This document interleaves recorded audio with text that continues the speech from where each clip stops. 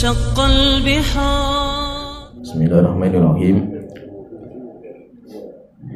إن الحمد لله نحمده ونستعينه ونستغفره ونعوذ بالله من شرور أنفسنا ومن سيئات أعمالنا. من يهده الله فلا مضل له ومن يضلل فلا هادي له. وأشهد أن لا إله إلا الله وحده لا شريك له. وأشهد أن محمدا عبده ورسوله. أما بعد. Kita melanjutkan hadis Arba'in An-Nawawiyah. Kita masuk hadis yang ke-48. Penyebutan tentang ciri-ciri kemunafikan. An Abdullah bin Amr radhiyallahu anhuma anin Nabi sallallahu alaihi wasallam qala. Dari Abdullah bin Amr bin As radhiyallahu anhuma, dari Rasulullah sallallahu alaihi wasallam, beliau bersabda, arba'un man kunna fihi kana munafiqan. Ada 4 perkara, siapa yang berkumpul di dalam dirinya 4 perkara ini, kana munafiqan, maka dia orang munafik. Wa in kanat khoslatun minhunna fihi kanat fihi khoslatun minan nifaq. Dan siapa yang memiliki sebagian dari 4 perkara ini, maka dia telah memiliki beberapa dari cabang-cabang kemunafikan. Hatta yada'aha, sampai dia itu meninggalkannya. Man idza haddatsa kadzaba.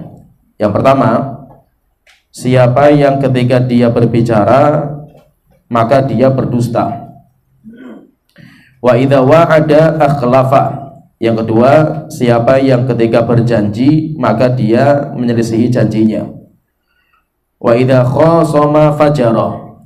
Yang ketiga, ketika dia bermusuhan dengan orang lain maka dia itu bersikap berlebihan. Wa idza ahada ghadara. Yang keempat, kalau dia sudah sepakat dengan seseorang, maka dia mengkhianati kesepakatannya. Kharrajahul Bukhari wa Muslim. Hadis ini dikeluarkan oleh Imam Bukhari dan Imam Muslim. Kalau dalam hadis ini Rasulullah SAW menyebutkan ada 4. Tapi di hadis yang lain ada tambahan yang tidak ada di 4 ini, yaitu dari Abu Hurairah radhiyallahu anhu. Hadis dikeluarkan oleh Imam Bukhari dan Muslim juga. Rasulullah SAW beliau bersabda, ayatul munafiqi thalathun. Ciri-ciri kemunafikan itu ada 3. Idza haddatsa kadzaba. Jika dia berbicara maka dia berdusta. Wa idza wa'ada akhlafa. Kalau dia berjanji dia menyelisihi. Wa idza tumina khana. Kemudian yang ketiga, kalau dia diberikan amanah dia berkhianat. Kalau dalam hadis ini Rasulullah SAW menyebutkan ada 3. 3 itu nomor 1 dan 2 sama dengan hadis sebelumnya. Cuma ada tambahan yang tidak ada di hadis sebelumnya, yaitu wa idza tumina khana. Kalau dia diberikan amanah dia tidak menepati amanahnya. Intinya di sini kita fahami dari hadis ini Rasulullah SAW menyebutkan tentang ciri-ciri orang-orang munafik. Orang munafik atau nifak itu nanti diambil dari bahasa Arabnya namanya nafqah. Nifak itu diambil dari bahasa Arabnya namanya nafqah. Nafqah itu lubang kelinci. Jadi kelinci itu terkadang dia kalau kita kejar masuk dalam satu lubang, kemudian dia itu kita kira disitulah dia itu keluar dan masuknya. Kita tunggu di situ, rupanya dia itu nanti keluarnya dari lubang yang lain yang kita nggak tahu. Sehingga kemunafikan itu karakternya kayak lubang kelinci ini. Kita menganggapnya lubangnya satu, disinilah nanti kelinci itu akan keluar, rupanya kelinci itu keluar di lubang yang lain. Demikian juga kemunafikan itu seperti itu. Dia menampakkan sesuatu, dan kita sebagai seorang muslim menganggap sesuatu itu seperti itu yang nampak, rupanya dia itu punya hati yang berbeda, sehingga terjadi perbedaan antara yang nampak dan yang disembunyikan. Itu terjadi perbedaan. Dan nifak itu, nanti kata para ulama, nifak itu, kemunafikan itu terbagi menjadi dua. Kemunafikan itu terbagi menjadi dua. Yang pertama dinamakan dengan nifak akbar, kemunafikan yang besar. Yaitu apa? Yaitu ayyudhirul insanu al-iman. Seseorang dia menampakkan keimanan, seperti dia itu menampakkan iman kepada Allah, malaikat, bahkan dia itu menampakkan kebaikan, sholat, kemudian dia jihad, dia sedekah, sehingga orang-orang muslim menganggap mereka itu saudara kita. Tetapi mereka itu wayubtinu mayunaqidu dzalika, dia menyembunyikan dalam hatinya apa-apa yang berlawanan dengan apa yang dia tampakkan. Yaitu dia itu menampakkan seakan-akan itu saudara kita muslim, mereka itu orang-orang baik, tetapi rupanya hatinya itu kufur kepada Allah Ta'ala. Dia nggak beriman kepada Allah, dia nggak beriman sama Rasul, dia juga nggak beriman dengan Al-Quran. Cuma dia itu menampakkan di hadapan orang muslim itu dengan satu muka, tetapi nanti ketika ketemu dengan syaitan-syaitan mereka, ketemu dengan teman-teman mereka, maka nanti mereka itu punya muka yang kedua. Dan munafik yang Allah sebutkan dalam Al-Quran, kalau ada ayat Al-Quran menjelaskan munafik, sampai ada namanya surat Al-Munafiqun, maka munafik yang Allah sebutkan dalam Al-Quran itu hanya munafik yang akbar ini. Tidak ada yang lain. Yang Allah sebutkan cuma nifak akbar dalam Al-Quran itu. Mereka lah orang-orang munafik itu yang Allah telah mengatakan innal munafiqina fid darkil asfali minan nar. Orang-orang munafik itu mereka di keraknya neraka jahanam. Dan banyak nanti dibongkar semuanya, rahasia mereka itu semuanya dibongkar sama Allah Ta'ala dalam ayat Al-Quran. Yang munafik yang ini, munafik yang pertama ini tidak, yaitu bukan menjadi pembahasannya Rasulullah SAW dalam hadis kita ini. Rasulullah tidak membahas masalah nifak akbar. Jadi pembahasan hadis ini bukan masalah nifak akbar. Nifak akbar itu mereka di dunia kita hukumi sebagai orang muslim sesuai dengan apa yang nampak di kita, tapi nanti di hari kiamat Allah akan bongkar semuanya mereka, dan mereka nanti akan kekal neraka jahanam. Bahkan mereka itu nanti dikeraknya neraka jahanam. Mereka itu nanti dikeraknya. Kemudian yang kedua, kemunafikan yang kedua dinamakan dengan nifak asghar. Namanya nifak asghar, nifak kecil, atau sering dinamakan dengan nifak amali, kemunafikan yang berkaitan dengan amalan. Kalau tadi kan masalah keyakinan, jadi dia menampakkan keislaman, menampakkan keimanan, tetapi menyembunyikan kekufuran. Ini kalau ini nifak akbar. Kemudian kalau yang kedua ini nifak yang berkaitan dengan amal, yaitu amalnya itu yang nampak dan yang tersembunyi itu beda. Apa itu nifak asghar atau nifak amal ini? Ayyudhirul insanu ala niyatan salihatan. Seseorang menampakkan di hadapan manusia sebuah perbuatan yang baik. Jadi ketika di depan orang itu baik dia itu. Wa yubtinu ma yukhalifu dzalika. Dia itu kalau di depan kita baik, tetapi dia itu menyembunyikan sesuatu yang berlawanan dengan apa yang ditampakkan. Tetapi bukan keimanan dan kekufuran, bukan.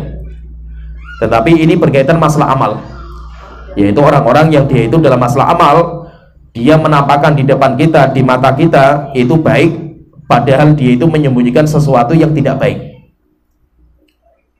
Ini yang dinamakan dengan nifak amal. Kalau nifak amal ini tidak sampai kekal di neraka jahanam, dan dia masih muslim. Kalau yang tadi sebenarnya hukum aslinya itu yang tadi itu kafir, tetapi itu hukum akhiratnya. Kalau hukum dunianya, nifak akbar itu muslim secara dohirnya. Kalau yang nifak asghar ini dia itu muslim, sampai nanti di hari kiamat pun masih muslim, itu termasuk dosa, tetapi tidak sampai imannya itu batal karena bukan masalah keimanan. Tapi itu termasuk dosa, tetapi tidak sampai mengekalkan orang itu ke neraka jahanam.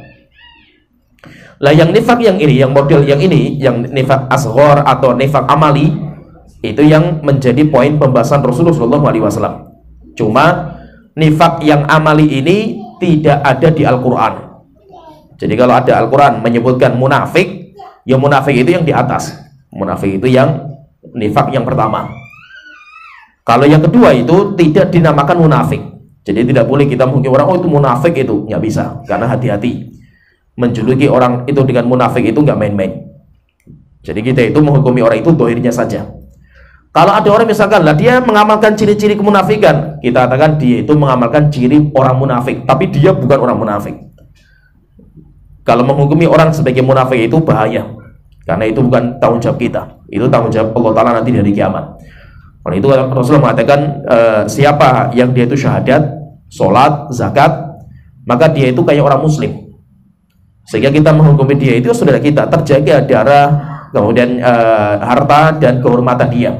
Wa hisabuhum Allah, tapi hisabnya, hatinya, urusan hatinya itu nanti Allah yang akan menghisabnya. Nifak yang asghar ini atau nifak yang amal ini, kata para ulama mengatakan wa usulu hadzal nifaq, pondasi kemunafikan yang kecil atau nifak amal ini itu semuanya ada 5. Jadi pondasi nifak amal ini itu ada 5 macam. 5 macam itu gabungan dari 2 hadis yang tadi kita sebutkan. Hadis yang di kitab itu Arba'in itu menyebutkan 4. Kemudian ada hadis yang lain menyebutkan 3, tapi nomor 1 dan 2 sama dengan yang sebelumnya, tetapi ada 1 tambahan yang tidak ada di hadis sebelumnya, sehingga kalau kita gabung-gabung nanti menjadi 5. Jadi nifak amali yaitu nifak yang berkaitan dengan amal, itu muaranya kembali ke 5 perkara. Sehingga siapa yang dia itu mengamalkan 1 dari 5 perkara, berarti dia telah mengamalkan ciri-ciri kemunafikan, yaitu munafik yang sifatnya amali. Semakin banyak dia itu memiliki ciri itu, berarti dia itu semakin kuat ciri-ciri kemunafikannya. Kalau sampai berkumpul semua, ya berarti dia itu nifak amalnya itu sempurna. Kalau dia itu punya semuanya, punya 5-5-nya. 5 perkara ini apa? Yang pertama, ayyuhadditsa bi haditsin liman yusaddiquhu bihi wa huwa kadzibun lahu. Yang pertama, dan itu paling inti. Ini yang pertama, itu paling inti. Ciri kemunafikan yang paling inti itu yang pertama ini. Yaitu yang pertama itu apa? Orang ngobrol dengan seseorang. Ada seseorang, dia ngobrol dengan orang lain dengan kalimat-kalimat seakan-akan jujur dia itu. Seakan-akan kalimatnya itu benar, sampai orangnya itu percaya gitu. Kenapa? Karena dia itu pintar ngomong, dia itu mengungkapkan dengan bahasa-bahasa yang serius. Padahal dia itu menyimpan sesuatu yang berbeda dengan apa yang diucapkan. Yaitu apa? Dia itu seakan-akan menegaskan atau menguatkan apa yang dia ucapkan itu benar. Padahal dalam hatinya itu dia itu dusta. Jadi kalau dia ngomong itu dusta, itu apa? Ngomong meyakinkan orang kalau dia itu benar, kalau dia itu jujur, padahal hati dia itu dia tahu kalau dia itu pendusta.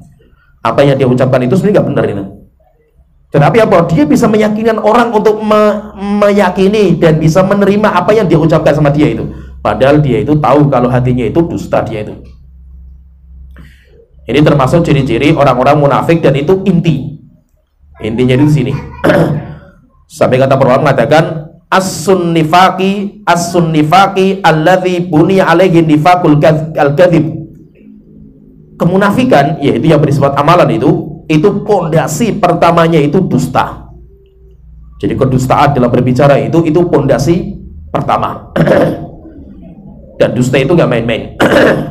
Orang ketika dia itu sudah melegalkan dusta sekali, pasti dia itu akan jatuh dalam dusta yang kedua, ketiga, sampai akhirnya menjadi orang pendusta. Begitu Rasulullah mengatakan, ya, innal kadhiba yahdi ilal fujur. Dusta itu akan menjerumuskan orang untuk jatuh pada kejelekan. Dan kejelekan itu nanti akan menjerumuskan kepada neraka jahanam. Wa innar rajula la yakdzib. Ada orang yang dia itu suka dusta sampai dia menikmati dustanya itu, sampai akhirnya nanti dicap sebagai seorang kadzab, pendusta. Jadi terkadang fahami di sini, julukan sebagai seorang kadzab, pendusta itu, kadzab itu orang yang sudah menjadi karakternya dia itu pendusta. Itu butuh waktu lama. Kenapa? Karena karakter manusia itu, semua kita dilahirkan secara fitrahnya kita itu nggak suka dusta. Jadi fitrahnya anak, coba kita lihat anak-anak kita itu, dengan polosnya mereka itu nggak tahu namanya dusta gitu. Anak-anak kita itu jujur karena fitrahnya mereka gitu. Untuk menjadikan anak itu sebagai pendusta, dinamakan sebagai pendusta, orang yang banyak berdusta itu butuh proses yang lama sekali. Nggak bisa sekali, dua kali. Kenapa? Karena namanya orang berdusta, pertama kali ketika mau masuk itu muncul rasa takut, rasa was-was, rasa khawatir, itu ada. Tapi ketika pertama kali dia itu merasakan takut, kok rupanya nggak ada masalah itu, akhirnya apa? Diulangi yang kedua nggak ada masalah juga itu. Akhirnya apa? Lama-lama sampai akhirnya dia itu menikmati dustanya, sampai akhirnya akan dicap sebagai seorang pendusta. Sampai akhirnya nanti ucapan dia nggak bisa diterima. Dan orang yang kalau berdusta itu, apalagi kalau dalam menyampaikan ilmu, orang kalau menyampaikan ilmu itu nggak main-main. Apalagi untuk masuk kriteria sebagai ulama al-hadis yang ilmu hadisnya diterima, yaitu hadis itu maksudnya apa? Dia menyampaikan dari Rasulullah kemudian bisa diterima, itu nggak main-main lagi itu. Sampai kata Imam Malik itu mengatakan, di antara orang yang hadisnya nggak bisa diterima itu nanti ada beberapa orang, yaitu ada 4 orang di mana nggak boleh kita itu mengambil hadisnya dia. Di antaranya itu rajulun ma'rufun bil kadzib, orang yang dia itu terkenal dengan dusta.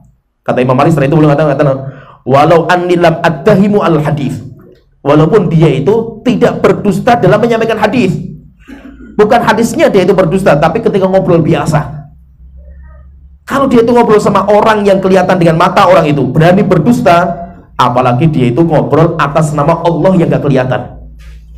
Sampai kata Imam Bukhari ini masih selektif dalam mengambil ilmu itu, ulama zaman dulu luar biasa. Sehingga guru itu memang dipelajari dulu, gurunya itu siapa. Jadi ngambil ilmu itu gak sembarangan, bukan hanya yang pintar saja, tetapi muruahnya, kemudian juga kepribadiannya itu dilihat sama ulama-ulama kita.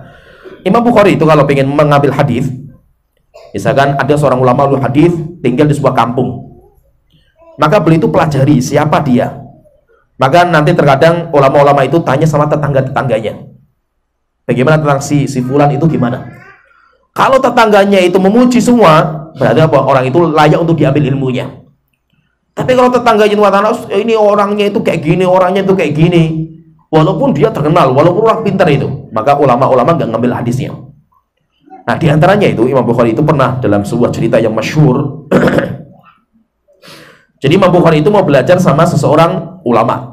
Gurunya Imam Bukhari itu kan banyak, sampai dikumpulkan itu lebih dari 1000 guru Imam Bukhari itu. Nah, itu nggak aneh kalau seandainya ulama-ulama salaf kita itu, ulama-ulama hadis itu, mereka punya indeks guru. Jadi nanti namanya ilmu rijal, namanya itu kalau kita belajar hadis namanya ilmu rijal, yaitu apa? Semua ulama perawi hadis itu biografinya ada, biografinya mereka itu ada, namanya ilmu rijal. Perawi semua. Kalau ada ulama meriwayatkan hadis kok sejarahnya nggak ada ulama al-hadis yang mengenalnya, maka dijuluki sebagai orang majhul, orang yang nggak dikenal, maka dhaif. Secara otomatis dhaif itu. Nah, diantaranya itu Imam Bukhari itu pernah ceritanya itu, beliau mau belajar sama seorang ulama, maka beliau itu pantau. Dengan cara apa? Dia itu duduk dari luar, lihat apa yang dikerjakan sama guru ini ketika keluar dari rumahnya.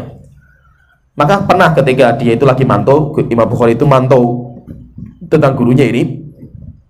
Gurunya itu keluar dari rumah, kemudian dia itu manggil kuda. Jadi bajunya itu kayak dicincing, kayak seakan-akan bawa pakan. Kemudian kudanya itu dipanggil, yaitu dipanggil dengan suara seperti itu. Akhirnya kudanya datang, dikira bawa makanan. Ketika datang, diambil talinya, setelah itu bajunya dilepas, rupanya nggak bawa makanan. Imam Bukhari langsung mengatakan, ini sama binatang yang kelihatan saja berani berdusta. Saya takut ketika dia itu menyampaikan ilmu yang ilmunya itu dari Rasulullah, ya Rasulullah sudah meninggal gitu. Rasulullah kemudian menyampaikan dari Allah yang gak kelihatan itu. Saya takut dia nanti berani berdusta. Akhirnya apa? Ditinggalkan setelah itu. Sehingga menjadi seorang ulama itu gak main-main. Ulama itu bukan hanya pintar menyampaikan, tetapi ulama itu harus bisa menjadi qudwah, suri toladan. Maka itu bahkan zaman dulu itu namanya ulama yang menjadi suri toladan itu harus menjaga muru'ah. Muru'ah itu apa? Harga diri. Maksudnya apa? Meninggalkan sesuatu perbuatan yang membuat harga diri dia itu jatuh gitu. Itu namanya muru'ah. Walaupun gak haram.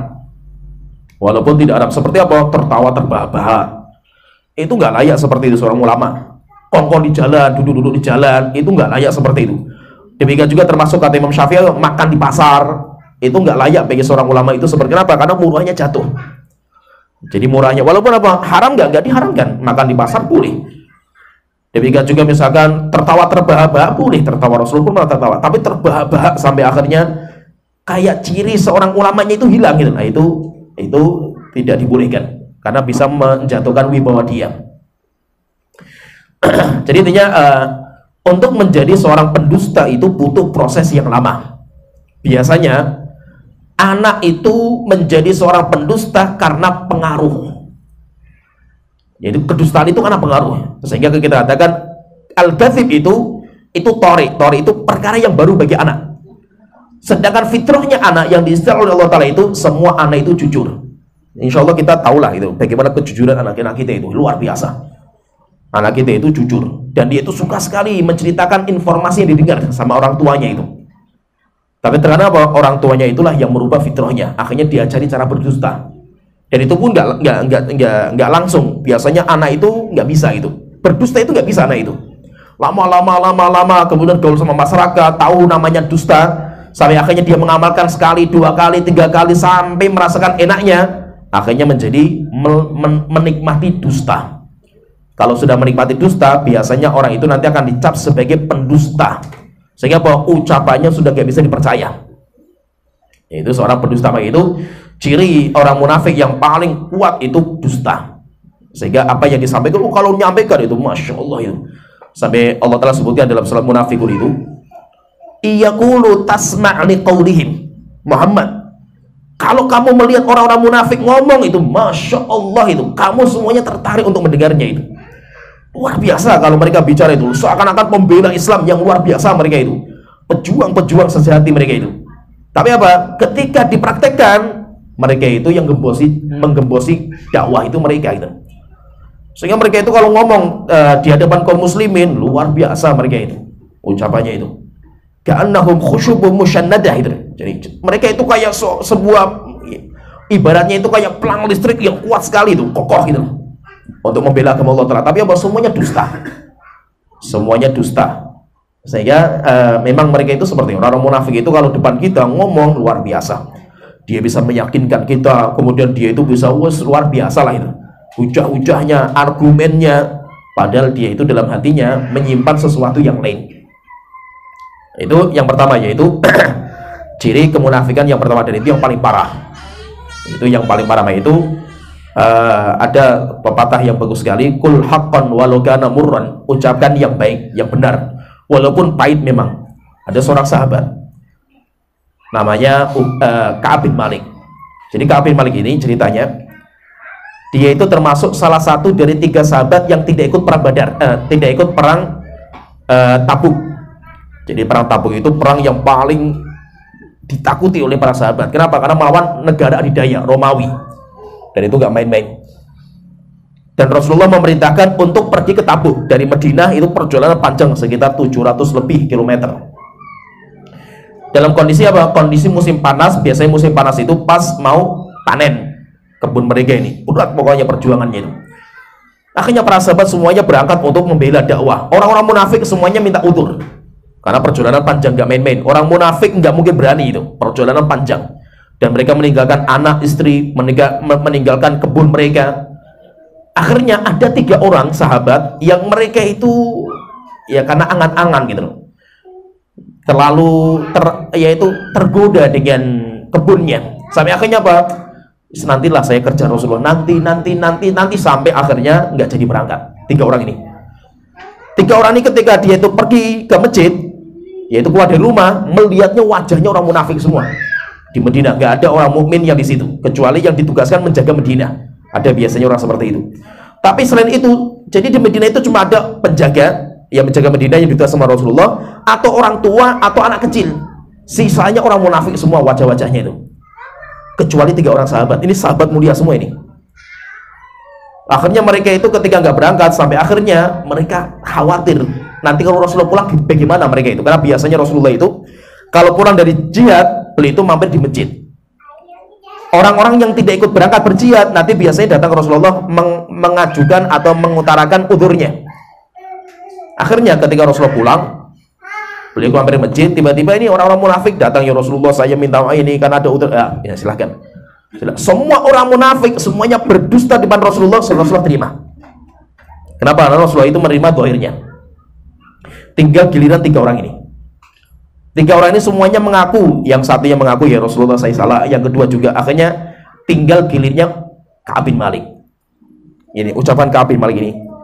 Dia mengatakan dalam dirinya ini, saya adalah orang yang paling pintar untuk bicara. Itu saya, itu kelebihan saya seperti itu. Jadi kalau untuk menyampaikan sesuatu sampai orang percaya, itu yo kelebihan saya. Akhirnya ketika dia di depan Rasulullah, dia itu bingung.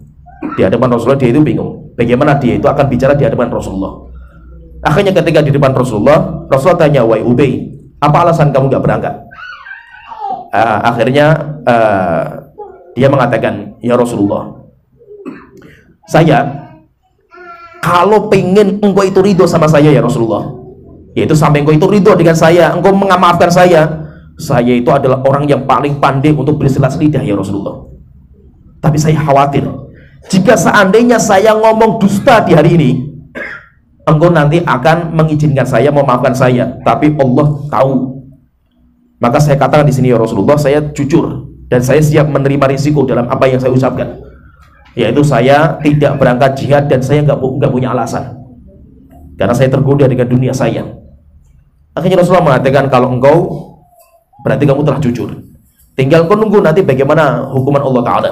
Akhirnya 3 orang yang jujur ini, karena mereka semuanya orang mukmin itu, 3 orang itu mereka diuji kejujuran mereka sama Allah Ta'ala dengan diuji dengan cara diboikot.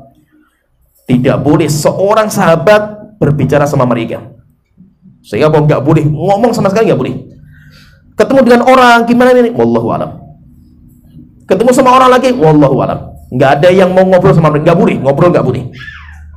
Terus berjalan sampai datang lagi ujian lebih berat lagi, tidak boleh satu atap dengan istrinya.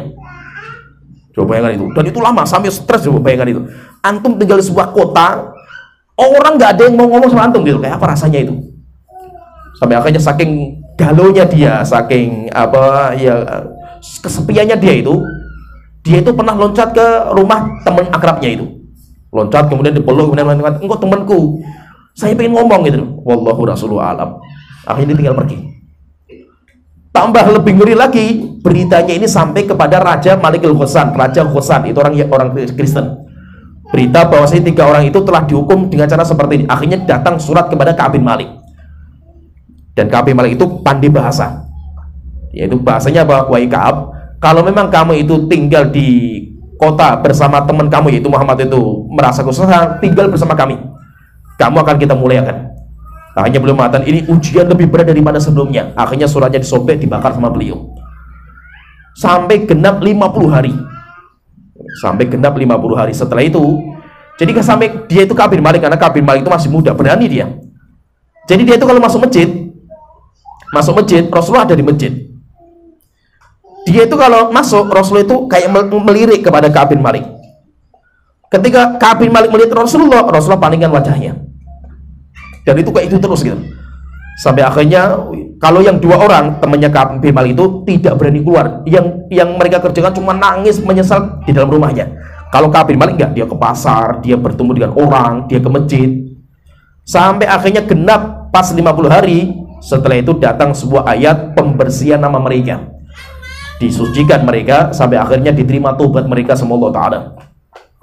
Jadi maksudnya di sini intinya kita sebutkan bahwa jujur itu memang berat, risikonya besar, tetapi pasti nanti akan ada jalan keluar yang terbaik, sehingga tidak mungkin Allah itu akan menyanyiakan orang-orang yang jujur.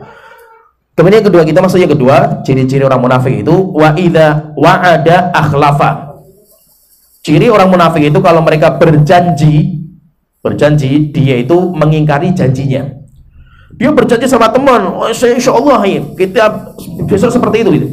Padahal dia itu enggak, ya itu isi hatinya enggak seperti itu gitu. Isi hatinya enggak seperti itu, tapi dia itu janji sama orang, sampai akhirnya orang itu percaya dengan janjinya, padahal dia itu dalam hatinya enggak seperti itu. Kata para ulama, orang yang mengingkari janjinya itu nanti terbagi menjadi dua. Orang yang mengingkari janji itu terbagi menjadi dua. Yang pertama, ayyaida wa min niyyatihi alla yafi biwa'dihi.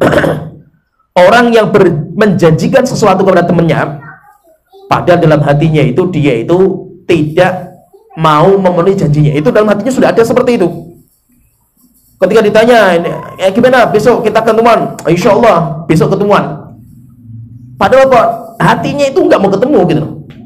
Dia itu tahu kalau hatinya itu nggak mau ketemu, cuma dia menjanjikan seperti itu gitu. Nah, berarti kalau senjatanya kita biasanya apa? Insya Allah istilahnya.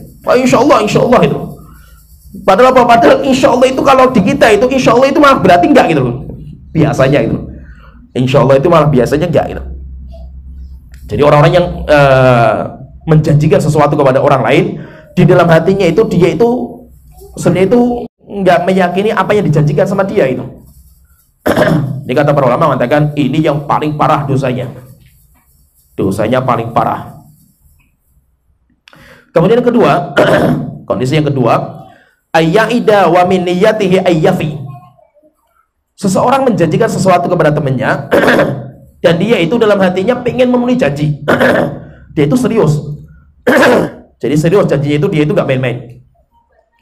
Tsumma yabdu lahu, tetapi ketika berjalan waktu sebentar tiba-tiba nampak perkara yang lain dalam hatinya. Sehingga setelah itu dia itu menyelisih janjinya. Dan padahal apa? Dia menyelisih janjinya itu gak punya udzur padahal itu. Cuma dia itu melihat sesuatu yang lain, akhirnya dia itu gak mau dijanji, padahal gak punya udzur. Tidak punya udzur, kecuali kalau dia punya udzur yang syar'i mungkin. Dan kalau bisa itu menyampaikan kepada yang dijanjikan.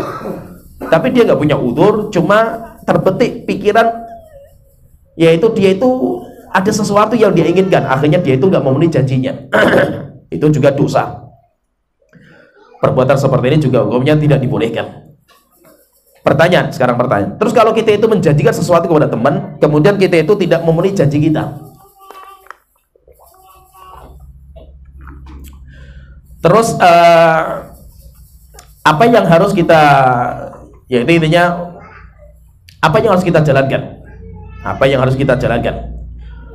Yaitu maksudnya gini, kalau seandainya kan memenuhi janji itu hukumnya apa sih gitu? Memenuhi janji itu hukumnya apa? Maka para ulama disebutkan di sini, waqad ikhtalafal ulama fi wujubil wafa' bil mau'id. Para ulama mereka berbeda pendapat tentang wajibnya memenuhi janji mereka. Faminhum man aujabahu mutlaq. Sebagian ulama mengatakan wajib setiap keluar janji harus dipenuhi. Siapa yang telah menjanjikan sesuatu wajib dipenuhi. Kalau tidak berdosa. Kalau tidak dia berdusta. Ini sebagaimana disebutkan oleh Imam Bukhari. Masalah seperti ini, dan itu pendapatnya sebagian ulama-ulama Dhahiriyah. Pendapat yang kedua, man aujabal wafa bihi idza qtada taghriman lil mau'ud. Wajib untuk memenuhi janji jika ada jikanya, jika terjadi kerugian bagi orang yang dijanjikan kalau nggak dipenuhi. Saya menjanjikan sesuatu, ketika saya nggak memenuhinya, itu rugi dia, itu ada kerugian bagi dia, maka itu wajib dipenuhi. Ini yang diceritakan dari pendapatnya Imam Malik. Wa katsirun minal fuqaha la yujibunahu mutlaq. Kalau sebagian ulama mereka mengatakan, mayoritas ulama mereka mengatakan tidak diwajibkan secara mutlak, tapi kita harus memenuhi. Jadi maksudnya gini, maksudnya itu ketika kita itu menjanjikan sesuatu kepada teman kita, kepada siapa saja, maka janji itu adalah hutang. Janji itu adalah hutang, sehingga hutang itu harus kita tunaikan. Hutang itu harus kita tunaikan. Kalau sampai orang yang kita janjikan itu sampai ada kerugian materi, moralnya kerugian, maka kita menanggung dosanya berlipat-lipat. Itu kalau seandainya sampai terjadi kerugian. Menunjukkan apa? Menunjukkan jangan kita itu sembarangan dalam menjanjikan sesuatu. Kalau memang kita itu nggak bisa, ya sudah kita katakan maaf saya nggak bisa gitu. Jangan menjanjikan padahal kita itu nggak bisa gitu. Akhirnya apa? Akhirnya mungkin kita itu nggak bisa menjalankan, padahal kita sudah menjanjikan sesuatu gitu. Kenapa? Karena kasihan kepada saudara kita yang telah kita dustai dengan janji-janji seperti ini. Kemudian yang ketiga ciri kemunafikan yang ketiga, idza khasama fajara. Ketika dia itu bermusuhan, maka dia itu melampaui batas dalam bersikap. Maksudnya apa? Wa yakni bil fujur, yang dimaksud dengan fujur fajara di sini itu ayyukhrija minal haqqi amdan. Ketika dia itu sedang ada masalah dengan orang lain, dia itu keluar dari batasan yang benar, yaitu sampai dia itu medzalimi, yaitu sampai hatta yasirul haqqu batilan, yaitu sampai dia itu melampaui batas. Maka itu sering para ulama itu mengatakan kalau kita itu cinta kepada seseorang, cinta itu sewajarnya, nggak usah terlalu berlebihan. Kenapa? Karena berlebihan dalam mencintai itu bahaya. Orang yang kita cintai sekarang mungkin dia masih kita cintai, tetapi sampai kapan dia itu masih kita cintai? Kita loyal sama seseorang misalkan gitu, kita loyal sama seseorang. Sekarang kita mungkin loyal sama dia itu, tapi siapa yang menjamin kalau dia itu masih seperti itu kan itu? Jadi maksudnya apa? Cinta yang berlebihan itu nggak dibolehkan. Namanya itra, cinta pujian secara berlebihan nggak boleh. Demikian juga apa? Benci secara berlebihan juga nggak dibolehkan. Apalagi beberapa orang itu kalau sudah membenci seorang dihabisi, benar memang itu. Masih itu sewajarnya saja itu. Kalau memang kita itu nggak suka dengan seseorang ya sudah gitu. Tapi terkadang apa? Nggak sampai di situ gitu. Itu cirinya orang munafik. Jadi kalau dia sudah nggak suka sama orang, harus habis orang itu pokoknya itu. Diinjak-injak benar bis pokoknya itu. Nah ini yang bahaya. Ini sifatnya orang-orang munafik. Maksudnya apa? Kalau kita itu nggak suka dengan orang itu sewajarnya saja. Sewajarnya saja. Kita nggak suka dengan si fulan, ya sudah nggak usah muamalah sama dia gitu. Tapi apa? Nggak usah difitnah, nggak usah dihabisi, nggak usah dihancurkan martabat dia. Ini juga kita berbuat zalim. Nah, jadi dan itu banyak orang-orang seperti ini, karakternya seperti ini itu banyak. Orang yang karakternya seperti ini itu banyak. Yaitu orang kalau sudah nggak suka dengan orang lain, benar-benar dihabisi itu. Tapi kalau dia itu lagi suka dengan seseorang, masya Allah diangkat luar biasa itu orangnya itu. Dan itu rupanya banyak teman-teman kita itu yang karakternya seperti itu. Apalagi yang teman-teman kita yang istilahnya yang suka-suka tahdzir itu, salafi-salafi yang keras-keras itu, yang suka tahdzir, luar biasa mereka itu. Maka jadi ustadznya mereka itu nggak main-main itu. Kalau mereka lagi menyenangi kita, kita dipuji luar biasa itu. Tapi apa? Dalam kurun waktu 24 jam bisa berubah. Gara-gara apa? Ustadz yang diagungkan sama mereka ditahdir sama ustadz yang lebih senior, habis dicaci maki, dijajak setelah itu. Dan itu nyata, itu di mana-mana seperti itu. Di mana-mana seperti itu. Ada seorang ustadz yang masya Allah pujian mereka kepada ustadz itu luar biasa. Kayak apa pujian? Kayak diangkat sebagai Tuhan lah itu. Kayak nabi lah itu, nggak punya kesalahan. Sampai ada yang ngomong itu, masya Allah, ustadz fulan itu nggak mungkin ada kesalahan gitu. Dan itu ada. Orang ngomong seperti itu ada. Sampai orang itu siap mengorbankan istrinya, mengorbankan nyawanya untuk ustadz itu, bela ustadz itu mati-matian itu. Tapi ketika ustadz itu ada masalah sedikit, dihabisi, ditahdir, habis misalnya. Nah, itu masih di masalah itu apa? Orang kalau sudah mencintai berlebihan. Tapi kalau sudah membenci berlebihan juga itu. Dan itu yang nggak wajar. Nah, itu apa? Kita kalau nggak suka dengan seseorang itu wajar saja lah. Ya sudah nggak suka dengan si fulan, yang penting kita nggak usah muamalah kan gitu. Kalau kita itu lagi mencintai seseorang, kita itu lagi menggandrungi seseorang, sewajarnya saja. Nggak usah terlalu berlebihan. Kenapa? Nanti mungkin bisa beda pendapat dengan Anda gitu. Ya, kenapa? Karena banyak lah, apalagi jadi figur seorang ustadz itu kayak gitu. Termasuk misalkan seorang ustadz, misalkan di kalangan mak-mak misalkan itu. Ini ustadznya masya Allah dulu dipuji luar biasa itu. Gara-gara poligami dihabisi setelah itu kan itu. Habis semua, seakan-akan sudah bukan ustadz lagi lah gitu. Gara-gara dia itu ngamal, makanya apa? Nggak usah berlebihan lah gitu. Dalam memuji atau berlebihan dalam membenci, biasa saja gitu. Biasa saja. Kenapa? Karena manusia itu akan berubah. Namanya manusia itu akan berubah. Mungkin sekarang kita lagi mencintai seseorang, rupanya nanti setelah itu kita punya masalah dengan orang itu. Akhirnya apa? Kita akan membenci orang itu. Itu namanya kehidupan dunia itu seperti itu. Jangan sampai apa? Gara-gara kita itu benci sama seseorang, akhirnya orang itu harus kita habisi sehabis-habisnya itu. Dan itu yang menjadi problem. Akhirnya apa? Nanti kita akan mendolimi seseorang. Dan itu ada orang yang karakternya seperti itu. Jadi masa itu kalau dia sudah nggak suka dengan seseorang, nggak bisa tutup mulut gitu. Akhirnya apa? Harus tahbisi pokoknya orang itu. Dan itu ada orang-orang yang seperti ini, itu karakternya ada. Maka pahami di sini, pahami ya. Dan penting, insya Allah kalau kita itu punya standarisasi seperti ini, kita itu mudah. Maksudnya apa? Kita itu nggak usah terlalu terpesona dengan pujian orang, dan kita nggak usah khawatir terhadap cacian makian orang. Kenapa? Karena mereka itu semuanya manusia gitu. Mereka itu semuanya manusia. Sehingga apa? Mungkin kita sekarang lah dipuji sama orang luar biasa itu. Mereka itu semuanya manusia. Mungkin besok mereka akan mencaci maki kita gitu. Sehingga apa? Nggak usah kita pedulikan dengan omongan orang itu. Seakan-akan kalau kita dipuji-puji sama orang, kita itu naik daun lah sekarang itu. Enggak. Seakan-akan kalau kita diinjak-injak sama manusia itu, akhirnya kita itu kan hancur. Enggak. Biasa saja gitu. Biasa saja. Kita menyikapi manusia itu biasa. Yang kita butuhkan bukan omongan mereka. Yang kita butuhkan itu ridhonya Allah Ta'ala. Biasanya itu nanti kita itu, namanya karakter kita itu, kalau sudah dipuji-puji, kita itu kayak terbang kita itu. Tapi rupanya nggak lama. Biasanya orang itu akan muji kita, dia itu akan sok kenal dengan kita kalau dia itu butuh dengan kita. Kalau antum masih dibutuhkan sama mereka, antum akan dipuji-puji gitu. Misalkan antum punya ilmu, masih dibutuhkan, diagungkan antum itu. Apa antum punya duit, diagungkan ketika masih punya duit. Semua orang kenal sama antum. Apalagi kalau nanti musim-musim mau lebaran itu, semuanya kenal sama antum semua gitu. Apa antum punya jabatan, Masya Allah, semuanya kenal sama antum gitu.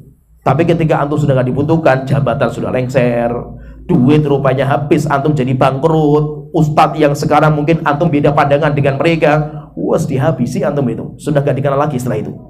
Sehingga apa? Nggak usah terlalu bangga kita dengan pujian orang. Demikian juga jangan terlalu kita itu takut dengan cacian makian orang. Kalau gitu maksudnya itu, kalau sifatnya orang munafik itu, kalau dia sudah benci sama seseorang, dia itu melampaui gitu, melampaui batas. Jadi seakan-akan itu kayak dijor-jorke sekalian lah itu kebencian dia itu, dan itu bahaya. Ya itu sewajarnya saja lah kita itu benci, karena mungkin orang yang kita benci sekarang nanti malah menjadi pembela kita gitu. Malah nanti akan menjadi teman akrab kita nanti itu. Ya. Orang yang sekarang mencintai kita malah nanti akan menjadi musuh kita gitu. Jadi biasa saja kita itu benci dan mencintai seseorang itu biasa saja. Dan Rasulullah SAW itu belum bersabda, inna abghadar rijali ilallah al-alidul khasim. Orang yang paling dimurkai sama Allah Ta'ala itu al-alidul khasim, yaitu orang kalau ribut itu enggak bisa tekuk gitu, maksudnya itu kenceng terus gitu kalau ribut sama seseorang itu. Dan terkadang memang kalau kita itu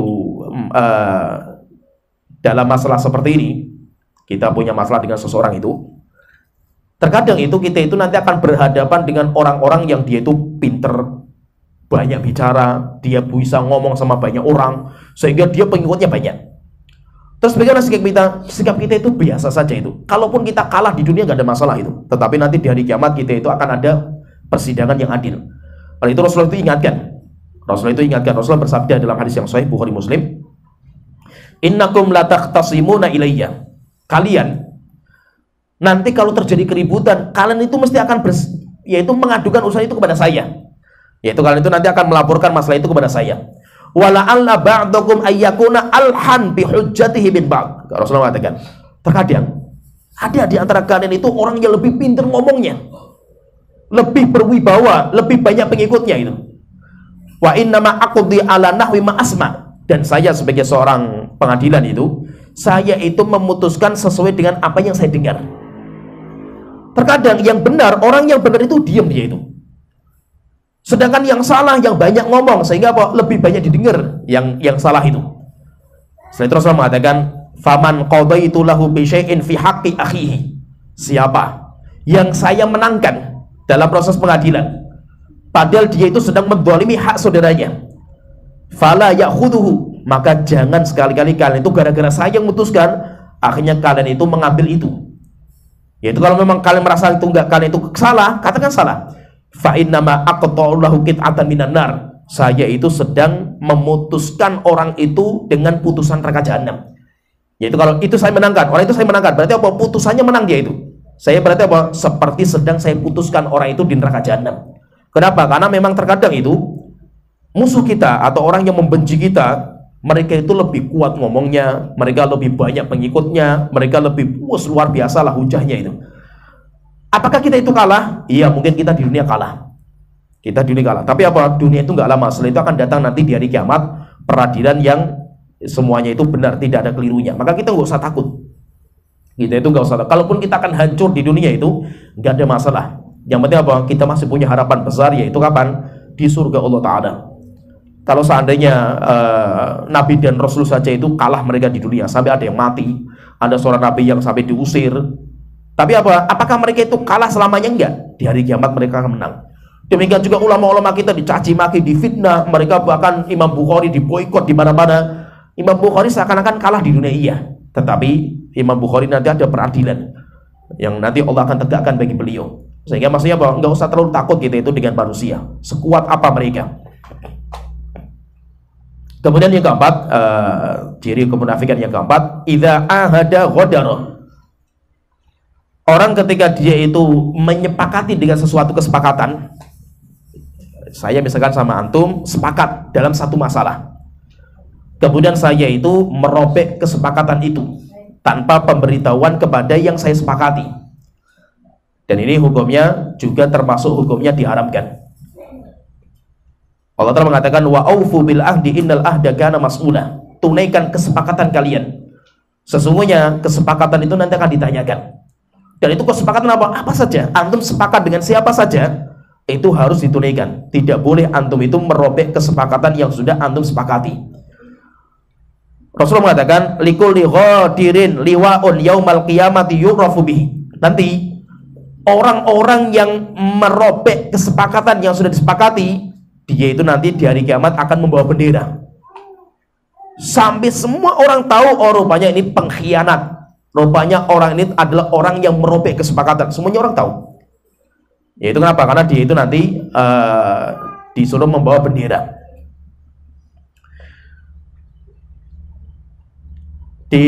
Kalau di riwayat yang lain di riwayat Muslim, likulli ghadirin liwaun inda ustuhi yaumal qiyamah. Di hari kiamat itu nanti orang yang merobek kesepakatannya akan ditancapkan di duburnya. Jadi duburnya ditancapkan bendera, sehingga dia nanti berjalan dengan bendera yang nancap di duburnya. Yaitu kenapa? Karena dia itu telah sepakat dengan sesuatu, kemudian dia itu merobek kesepakatan. Seperti apa? Misalkan orang muslim sepakat mengadakan kesepakatan dengan orang kafir. Jadi satu negara dengan negara yang lain mengadakan kesepakatan damai. Itu namanya mu'ahad. Dinamakan orang kafir mu'ahad. Tiba-tiba ada satu orang muslim yang merobek kesepakatan dengan cara membunuh satu orang kafir di negara itu, maka itu dosa besar. Rasulullah mengatakan man qatala mu'ahadan, siapa yang membunuh orang kafir mu'ahad, yaitu orang kafir yang negaranya itu punya kesepakatan damai dengan negara Islam, lam yaru raihatul jannah, orang itu tidak akan mencium bau surga, walaupun bau surga itu bisa didapatkan gape sampai 40 perjalanan.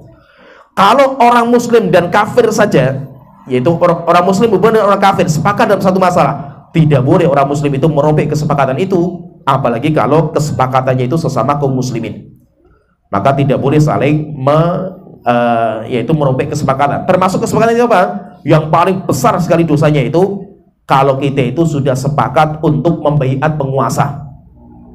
Kita sudah sepakat untuk membaiat penguasa, kemudian setelah itu apa? Kita robek kesepakatan itu, maka itu nanti termasuk dosa besar. Maka Rasulullah mengatakan salah satu, 3 orang la yukallimuhumullah, yang Allah tidak akan mengajak bicara sama mereka, Allah tidak akan membersihkan dosa mereka, dan akan disediakan azab yang pedih. Di antara 3 orang itu Rasulullah mengatakan warajulun baya'a imaman, seseorang yang sudah membaiat pemimpin, la yubayyuhu ila di dunia, dia tidaklah membaiat itu kecuali untuk dunia saja. Fa'in a'tahu ma yuridu, kalau pemimpin itu memberikan haknya, dia akan tunaikan baiatnya. Tapi kalau pemimpin gak memberikan, maka dia akan merobek kesepakatannya. Ya kayak orang-orang lah itu. Ada orang-orang itu yang karakternya itu, apalagi kalau sudah masuk di panggung politik. Kalau sudah masuk di panggung politik, kalau seorang ya politikus lah itu, kalau dia itu mendapatkan job dari pemerintah, wah luar biasa, menjadi pembela pemerintah mati-matian gitu. Tapi kalau dia itu gak dapat job, wah dicaci maki habis penguasa itu. Sehingga apalagi kalau masalah kesepakatan itu dengan penguasa, itu nanti dosanya lebih besar. Dan itu sebenarnya apa saja, termasuk masalah jual beli lah, masalah pernikahan lah, apa saja. Contohnya misalkan masalah pernikahan ya, ada sebuah kesepakatan dulu sebelum antum menikah dengan istri. Apa misalkan kesepakatan apa saja lah itu, poligami misalkan itu. Dulu ketika antum mau nikah sama istri antum, antum mensyaratkan, istri antum mensyaratkan nggak boleh poligami. Antum sepakat, itu kesepakatan, ini nggak main-main itu. Antum merobek itu, maka berarti antum telah merobek kesepakatan. Demikian juga masalah jual beli dan yang lainnya, masalah hubungan kita dengan orang muslim itu nanti banyak kesepakatan itu. Maka Rasulullah mengatakan al-muslimun ala syurutihim. Seorang muslim itu berjalan bersama dengan persyaratan mereka. Antum masuk kerja misalkan ya. Antum masuk kerja, maka dalam dunia kerjaan itu kan mesti ada beberapa kesepakatan gitu. Ya kan, SOP-nya kan ada. Kesepakatannya itu, antum dapat gaji sekian, kerjanya sekian-sekian.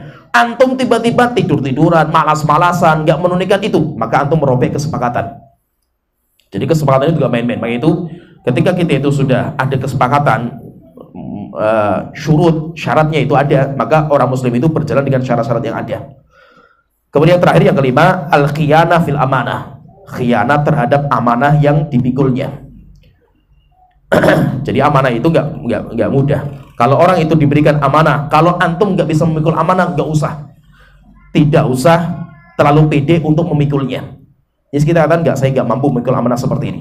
Antum mau memikulnya, kemudian rupanya antum itu nggak amanah, maka dosanya nggak main-main. Termasuk apa? Termasuk pemimpin. Jabatan itu kan amanah. Jabatan itu amanah. Maka itu Rasulullah zaman itu, Rasulullah tidak akan memberikan jabatan kepada yang meminta. Karena biasanya meminta itu rakus.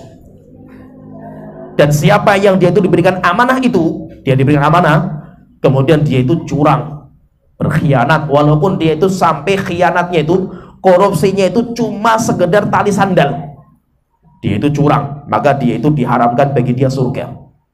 Sehingga tidak main-main kalau orang itu memikul amanah. Nah itu pernah ada seorang sahabat mulia, dia mengatakan, ya Rasulullah, sahabat-sahabat yang lain sudah mendapatkan jabatan, kenapa saya gak dipilih menjadi seorang pejabat ya Rasulullah? Maka Rasulullah mengatakan, innaka rajulun dhaif, engkau itu orang lemah, dan amanah itu berat tanggung jawabnya di hadapan Allah Ta'ala. Yaitu saya nasihatkan, kamu jangan sekali-kali memikul jabatan. Kenapa? Karena jabatan itu berat tanggung jawabnya di hadapan Allah Ta'ala. Kalau memang kita itu nggak mampu, ya sudah, kita itu katakan saya nggak mampu. Tapi kalau kita itu merasa kita itu mampu dan itu bermanfaat, ya nggak ada masalah itu. Kalau kita merasa mampu, walaupun nanti kita itu kalau nggak meminta, kita nanti akan dibantu sama banyak orang. Kita itu nanti akan dibantu. Tapi kalau memang kita itu merasa nggak mampu, daripada nanti malah banyak masalah, ya udah kita katakan wallah saya nggak mampu itu. Tapi kalau memang antum itu mampu, antum itu orang yang terbaik. Jadi jangan sampai masih gini. Kita itu bisa melihat diri kita lah, saya itu mampu atau tidak itu. Kalau saya itu mampu, antum harus tampil. Kenapa? Karena antum nggak tahu kalau amanah itu bisa memasukkan antum ke surga gitu. Tapi kalau antum nggak mampu, ini saya berat, ini saya nggak mampu itu, ya sudah, antum ngomong saja nggak mampu gitu. Tapi maksudnya apa? Jangan sampai kalau antum punya kemampuan, antum nggak mau memikulnya itu. Sampai akhirnya apa? Amanah itu dipikul sama orang yang nggak mampu sebenarnya itu. Cuma karena nggak ada yang lain kan gitu. Karena orang yang mampu itu dia nggak mau gitu. Akhirnya apa? Diberikan kepada orang yang tidak mampu. Berarti antum juga menanggung dosanya. Karena antum tahu itu, orang itu nggak mampu. Sebenarnya saya mampu, cuma antum nggak mau kan itu. Padahal antum mampu gitu loh. Tapi antum malah nggak mau, malah diserahkan kepada yang lain, antum diem dok kan gitu. Akhirnya gagal juga orang itu kan, karena nggak mampu sebenarnya itu. Maka berarti antum termasuk nanggung dosanya. Dan itu amanah seperti itu. Seperti misalkan gini, kenapa ulama-ulama kita itu terkadang ya memang memuji diri itu nggak boleh. Fala tuzaku anfusakum, jangan sekali-kali kalian memuji diri kalian. Hukum asalnya nggak boleh. Tapi kita melihatnya prakteknya banyak para ulama itu yang mereka merekomendasikan diri mereka masing-masing. Seperti misalkan Nabi Yusuf alaihissalam, beliau mengatakan inni hafidun alim, saya itu seorang penjaga harta yang, yaitu saya itu amanah, saya itu berilmu gitu. Menawarkan diri gitu. Kenapa? Karena yang paling mampu menjaga harta negara dengan amanah beliau kan itu. Seperti misalkan kata Abdullah bin Mas'ud, beliau mengatakan, saya adalah orang yang paling faqih terhadap ilmu agama di zaman ini. Jika ada orang yang tahu Al-Quran, isi Al-Quran lebih daripada saya, dan orang itu bisa saya cari dengan kuda, yaitu saya datangi dengan kuda, akan saya datangi dia. Tapi nggak ada. Itu kan beliau itu merekomendasikan diri. Kenapa? Karena memang beliau ahli di bidang itu gitu. Ya, jadi terkadang itu kalau kita itu punya kemampuan, antum jangan merasa ya saya nggak alay dong, biar yang lain nggak mampu. Antum pun tahu kalau dia itu nggak mampu kan itu. Tapi antum yang mampu itu mundur gitu. Akhirnya apa? Diserahkan amanahnya kepada yang tidak mampu. Contohnya gini, saya tentukan ya. Menjadi imam masjid. Menjadi imam masjid. Antum di kampung itu yang bacaannya paling bagus ya antum, nggak ada yang lain kan gitu. Walaupun secara standar bacaan antum itu jauh di atas rata-rata lah itu. Tapi kita lihat di kampung itu siapa yang paling baik kan gitu. Ada orang itu kayak gitu. Saya lihat beberapa teman kayak gitu. Gara-gara dia kenal sunnah ngaji, akhirnya nggak maulah saya, daripada bacaan saya salah nanti dosanya besar. Iya, tapi ada yang bisa ganti nggak gitu masalahnya itu. Rupanya nggak ada yang bisa mengganti. Yang mengganti lebih parah daripada antum itu. Berarti antum dapat dosanya. Kenapa? Antum serahkan amanah itu kepada orang yang nggak mampu gitu. Kecuali kalau ada yang lebih mampu daripada antum, serahkan kepada mereka kan itu. Tapi kalau nggak ada kan itu. Contohnya misalkan beberapa teman kita itu dulu sebelum kenal sunnah, dia itu jadi khotib di kampung. Gara-gara kenal sunnah, akhirnya nggak mau jadi khotib. Saya bukan ustadz gitu. Di kampung itu nggak butuh ustadz, kampung itu.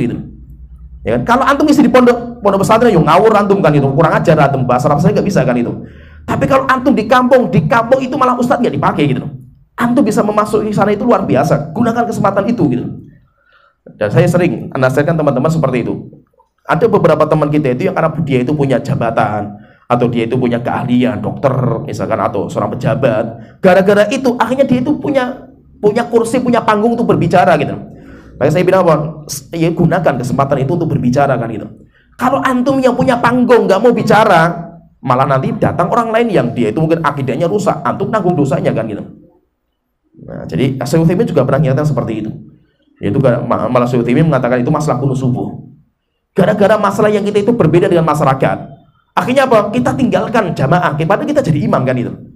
Gak ada masalah kita sholat dengan itu, dengan kunut subuh dan kita tawarkan kepada masyarakat yang pelan-pelan. Tapi kalau kita tinggalkan gara-gara masalah khilafiyah seperti ini, setelah itu yang mengganti itu orang yang akidahnya rusak gitu. Maka antum nanggung dosanya itu. Kenapa? Karena orang itu nggak mampu jadi imam. Antum yang mampu malah antum mundur, dia yang maju kan gitu. Maka antum itu nanggung dosanya. Ya, jadi maksudnya memang aman itu berat. Tapi kalau nggak ada yang lain, kecuali antum, ya antum harus maju kan itu.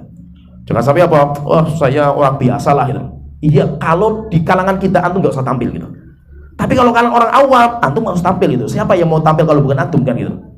Ya, jadi maksudnya itu orang bisa melihat seperti itulah itu. Termasuk misalkan gini, antum disuruh jadi RT, RW, kalau antum bisa tampil gitu. Ya, nggak ada masalah gitu. Kenapa? Antum bisa mewarnai di situ gitu.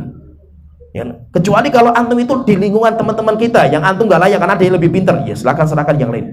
Tapi kalau antum di lingkungan RT, di lingkungan masyarakat awam, yang dibutuhkan itu bukan ustadz. Yang dibutuhkan itu orang-orang yang bisa mendekati mereka. Mungkin antum ya lebih berperan kan gitu. Ya sebenarnya sini pembahasan kita 5 tanda tentang ciri-ciri kemunafikan. Nanti insyaallah pertemuan berikutnya kita bahas di hadis yang lain. Wa akhiru da'wana alhamdulillahirabbil alamin sallallahu alaihi Muhammad wa ala alihi washabihi ajmain.